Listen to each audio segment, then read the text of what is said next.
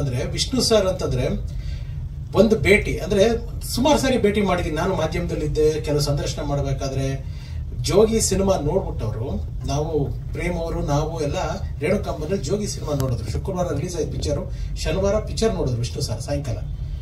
ಅವ್ರು ಮಾತಾಡಲ್ಲ ಮಾಧ್ಯಮಗಳಿಗೆ ಹೆಚ್ಚಾಗಿ, ನಾ ಮಾತಾಡ್ತೀನಿ ಈ ಸಿನಿಮಾ ಬಗ್ಗೆ ಅಂತ ರಾಮ್ ಪ್ರಸಾದ್ ಅವ್ರ ಹತ್ರ ಹೇಳಿದ್ರು. ಸರಿ ಪ್ರೇಮ್ ನಾವು ಎಲ್ಲ ಕ್ಯಾಮ್ರಾ ತಗೊಂಡು ರಪ್ಪಂತ ಹೋಗ್ಬಿಟ್ಟಿದೀವಿ ಅಲ್ಲಿ ಜಯನಗರ್ ವಿಷ್ಣು ಸರ್ ಮನೆಗೆ. ವೈಟ್ ಅಂಡ್ ವೈಟ್ ಸುಮ್ಮನೆ ಕೂತಿದ್ದಾರೆ, ಕ್ಯಾಮ್ರಾ ಎಲ್ಲ ರೋಲ್ ಆಗಿದೆ, ಲೈಟ್ ಆಗ್ಬಿಟ್ಟು ಏನು ಮಾತಾಡಿಲ್ಲ. ಒಂದು 10 ಮಿನಿಟ್ಸ್ ಅಂತ ಕಾಣುತ್ತೆ, ಸುಮ್ಮನೆ ಮೌನಿಯಾಗೆ ಕೂತಿದ್ರು. ಆಮೇಲೆ ಮಾತಾಡಕ್ ಸ್ಟಾರ್ಟ್ ಮಾಡಿದ್ರು. ಒಂದು ಸಿನಿಮಾನ ಅವರು ಗ್ರಹಿಸ್ಕೊಂಡಿದ್ದ ರೀತಿ ಅಥವಾ ಅವರು ಅದನ್ನ ಪ್ರೊಜೆಕ್ಟ್ ಮಾಡಿದ ರೀತಿ ಅದ್ಭುತ. ಅದಕ್ಕೆ ಆ ಪ್ರೋಗ್ರಾಮ್ಗೆ ನಾ ಕಂಡ ಜೋಗಿ ವಿಷ್ಣುವರ್ಧನ್ ಅಂತ ಪ್ರೋಗ್ರಾಮ್ ಮಾಡಿದ್ದೆ. ಅವಾಗ ನಾನು ಖಾಸಗಿ ಮಾಧ್ಯಮದಲ್ಲಿ ಕೆಲಸ ಮಾಡ್ತಿದ್ದೆ. ಅದು ಬಿಟ್ಟು ಇನ್ನು 1-to-1 ಎಕ್ಸ್ಪೀರಿಯನ್ಸ್ ಅಂತಂದ್ರೆ ನಂದು ಚೆಲುವೆ ನಿನ್ನ ನೋಡಲು ಸಿನಿಮಾ ಆಡಿಯೋ ರಿಲೀಸು ಮೈಸೂರಿನಲ್ಲಿ. ಯಾಕೆ ನಂದು ಮೈಸೂರಲ್ಲೇ ಮಾಡಬೇಕು ಅಂತ ಆಸೆ. ದಾದಾ ಕಿಂಗ್ಸ್ ಕೋರ್ಟ್ ಅಲ್ಲೇ ಇದ್ದಾರೆ.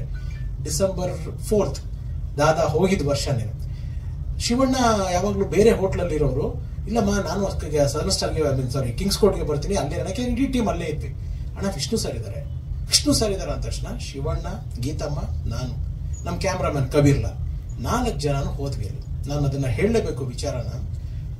4 ಜನ ಹೋಗ್ತಾ ಇರೋಂಗೆನೆ ವಿಷ್ಣು ಸರ್ ಶಿವಣ್ಣ ನೋಡಿ ಎದ್ದು ತಪ್ಕೊಂಡು ಹೇಗಿದ್ದಾರೆ ಮನೆಯಲ್ಲಿ, ಗೀತಮ್ಮನ್ನು ನೋಡ್ಬಿಟ್ಟು ನೀವು ಮಾಡೋ ರಸಂ ಕುಡಿಬೇಕು ಅಂತೆಲ್ಲ ಹೇಳಿ, ಸಿನಿಮಾ ಬಗ್ಗೆ ಎಲ್ಲ ಮಾತಾಡಿ ಏನ್ ಬಂದಿದ್ದಾರೆ ಅಂತೆಲ್ಲ ಹೇಳಿ ಚೆನ್ನಾಗಿ ಮಾತಾಡಿದ್ರು. ಮನುಷ್ಯಂದು ಒಂಥರ ನಮ್ದು ಏನ್ ಹೇಳ್ತಾರೆ, ನಮ್ದು ಈ ಬುದ್ಧಿಗಳಿರುತ್ತಲ್ಲ, ಅಯ್ಯೋ ವಿಷ್ಣು ಸರ್ ಬಂದ್ಬಿಟ್ರೆ ಈ ಪ್ರೋಗ್ರಾಮ್ ಹೆಂಗಿರುತ್ತೆ ಅನ್ನೋ ಸ್ವಾರ್ಥ ಆಸೆ ನನಗೆ. ಅಲ್ಲೇ ಒಂದು ಅಪ್ಲಿಕೇಶನ್ ಹಾಕ್ದೆ ನಾನು. ಸರ್ ಹಿಂಗಿದೆ ಬರ್ಬೋದಾ? ಒಂದು ಮಾತು ಹೇಳಿದ್ರು. ಪಾಪ ಅವ್ರ ಕಾಲ್ ನೋವೇನೋ ಇತ್ತು ಅವಾಗ. ರಾಜಾ, ಸಿನಿಮಾ ಅಂತಂದ್ರೆ ಹೀರೋ ಅಂತಂದ್ರೆ ಜನ ಒಂದು ಬೇರೆನೆ ಸಾಹಸ ಸಿಂಹನ ಯೋಚನೆ ಮಾಡ್ಕೊಂಡಿರ್ತಾರೆ.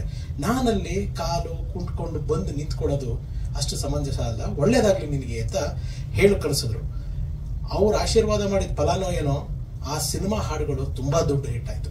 ಸಿನಿಮಾ ನಾನು ಅನ್ಕೊಂಡಂಗೆ ಹೋಗ್ಲಿಲ್ಲ ಸತ್ಯ, ಆದ್ರೆ ಅವ್ರ ಆಶೀರ್ವಾದ ಹಾಡುಗಳು ಮಾಡಿದ್ರಲ್ಲ ಅದು ನಾನು ಯಾವತ್ತೂ ಮರೆಯಲ್ಲ. ನನ್ನ 3-4 ಸಿನಿಮಾ ನಾನು ಏನ್ ಮಾಡಿದೀನಿ ಅದರಲ್ಲಿ ಒಂದು ದೊಡ್ಡ ಮ್ಯೂಸಿಕಲ್ ಹಿಟ್ ಸಿನಿಮಾ ಅಂದ್ರೆ ಚೆಲುವೆಯನ್ನು ನೋಡಲು. ಅದಕ್ಕೆ ನಮ್ಮ ಕಲಾವಿದರ ತಂತ್ರಗಳ ಶ್ರಮದ ಜೊತೆಗೆ ವಿಷ್ಣುದಾದನ ಆಶೀರ್ವಾದನೂ ತುಂಬಾ ದೊಡ್ಡದಾಗಿದೆ. ಸೊ ಅದು ನಾನು ಯಾವತ್ತೂ ಮರೆಯೋದಿಲ್ಲ. ಅಂಡ್ ಅವರಲ್ಲಿ ನನಗೆ ತುಂಬಾ ಇನ್ಸ್ಪೈರ್ ಆಗೋದು, ಅವರು ಭಾರತೀಯಮ್ಮನಿಗೆ ಮಾಯಿ ಅಂತ ಕರೀತಿದ್ರು. ಕೇಳಕ್ಕೆ ಎಷ್ಟು ಚೆನ್ನಾಗಿದೆ ನೋಡಿ. ಒಂದು ಶ್ರೀಮತಿನ ತಾಯಿ ಅಂತ ಕರೆಯೋದಿದೆಯಲ್ಲ, ಅದಕ್ಕೂ ಒಂದು ದಿಲ್ಬೇಕು ಸರ್. ಎಲ್ಲರ ಕೈನಲ್ಲೂ ಅವ್ನು ಕರೆಯೋದಕ್ಕೆ ಆಗೋದಿಲ್ಲ. ಓನ್ಲಿ ವಿಷ್ಣುದಾದ ಅವರು ಸ್ಕ್ರಿಪ್ಟ್ ಕೊಡ್ಬೇಕಾದ್ರೆ ಒಬ್ಬ ಡೈರೆಕ್ಟರ್ಗೆ ಹೆಣ್ಣು ಮಕ್ಕಳಿಗೆ ನಾವು ಏನ್ ಪಾತ್ರ ಕೊಡ್ತೀವಿ, ಅವ್ರನ್ನ ಹೇಗೆ ನಾವು ಕರಿತೀವಿ, ಇಷ್ಟು ಮಟ್ಟಿಗೆ ಕಾಳಜಿ ತಗೊಂತಿದ್ರು ಅಂತಂದ್ರೆ ಬೇರೆದೆಲ್ಲ ನಿಮಗೆ ಗೊತ್ತಿದೆ. ಸಂಭಾವನೆ ವಿಚಾರವಾಗಿ ಮತ್ತೊಂದು ವಿಚಾರವಾಗಿ ಎಲ್ಲಾರ್ದು ಕ್ಲಿಯರ್ ಆದ್ಮೇಲೆ ವಿಷ್ಣು ಸರ್ ಬಂದು ಡಬ್ ಮಾಡ್ತಿದ್ರು ಅಂತ. ಇವತ್ತು ತುಂಬಾ ವಿರಳ ಆ ತರ ವ್ಯಕ್ತಿತ್ವ ಉಳಿಸ್ಕೊಂಡಿರುವಂತವ್ರು. ಅಂದ್ರೆ ಒಂದು ಸಿನಿಮಾ ಸ್ಕ್ರೀನ್, ಒಂದು ಮಾಸ್ ಮೀಡಿಯಾ, ಇದಕ್ಕೆ ಆ ಬಿಳಿ ಪರದೆಗೆ ಅಷ್ಟು ರೆಸ್ಪೆಕ್ಟ್ ಕೊಡ್ತಿದ್ದ ಒಬ್ಬ ನಿಜವಾದ ಕರುಣಾಮಯಿ ನಮ್ಮ ದಾದಾ.